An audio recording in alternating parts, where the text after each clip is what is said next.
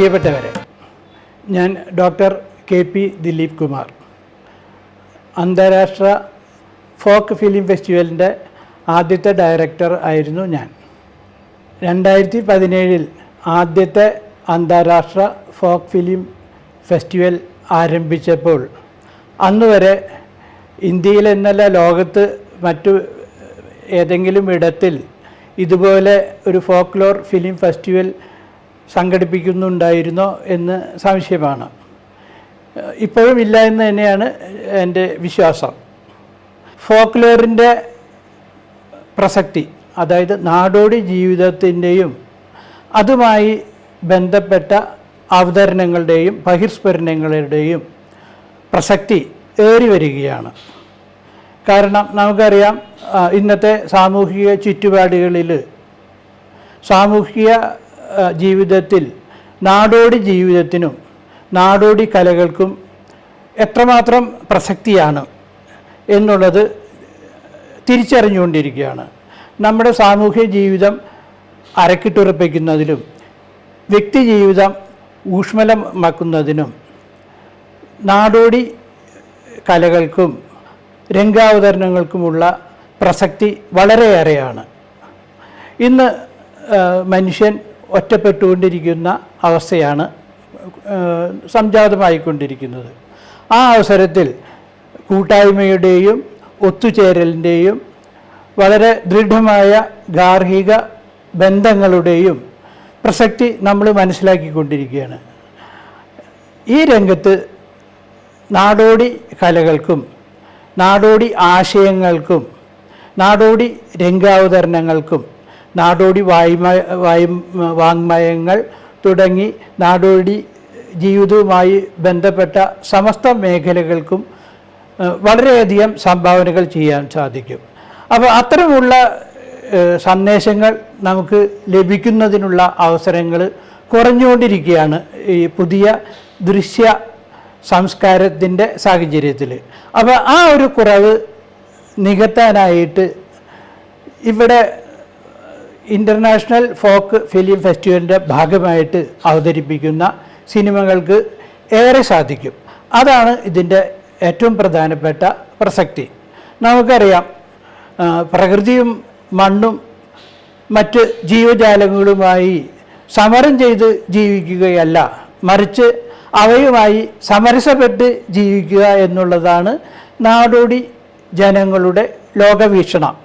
അപ്പോൾ ആ ലോകവീക്ഷണത്തിൻ്റെ പ്രാധാന്യം ഇന്ന് നമ്മുടെ ഏകമാനമായ വളരെ അധികം സ്വാർത്ഥമായ സാമൂഹിക കാഴ്ചപ്പാടിൽ നിന്നും വളരെ വ്യത്യസ്തമാണെന്നും അത് വളരെ പ്രസക്തമാണെന്നും സാമാന്യ ജനത തിരിച്ചറിഞ്ഞുകൊണ്ടിരിക്കുകയാണ്.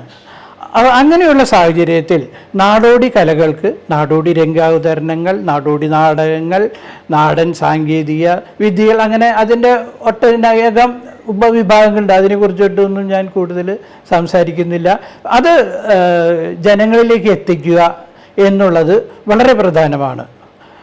ഏറ്റവും പ്രധാനം, നമുക്കറിയാം, ലോകത്തെ ജനങ്ങൾ, അത് ഏത് വിഭാഗത്തിൽ, ഏഷ്യയിലായാലും ആഫ്രിക്കയിലായാലും ലാറ്റിൻ അമേരിക്കയിലായാലും അവരുടെ അടിസ്ഥാനപരമായിട്ടുള്ള പ്രശ്നങ്ങൾ ഒന്നാണ്.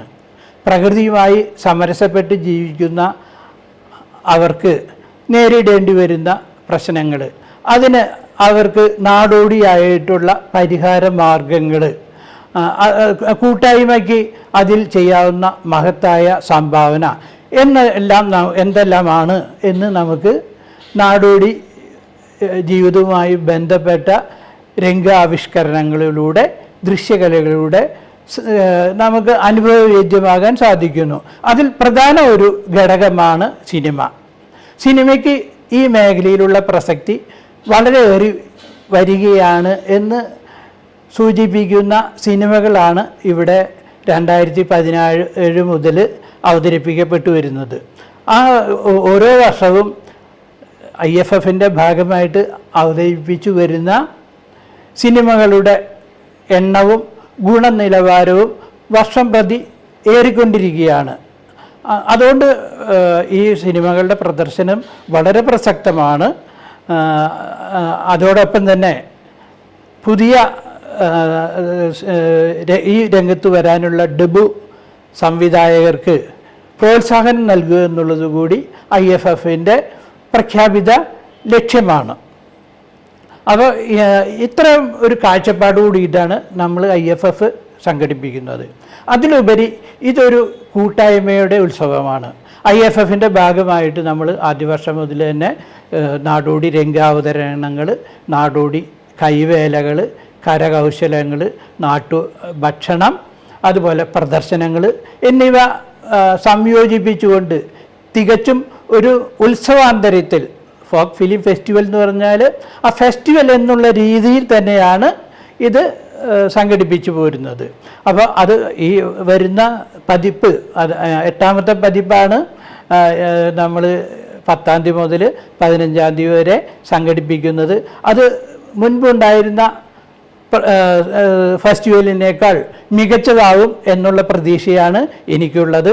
ഈ കൂട്ടായ്മയുടെ ഭാഗമാവാനായിട്ട് എല്ലാവരും ഈ ഫെസ്റ്റിവലിൽ ഒത്തുകൂടണം എന്ന് അപേക്ഷിക്കാൻ ഈ ഒരു അവസരം ഉപയോഗിക്കുകയാണ്. നന്ദി, നമസ്കാരം.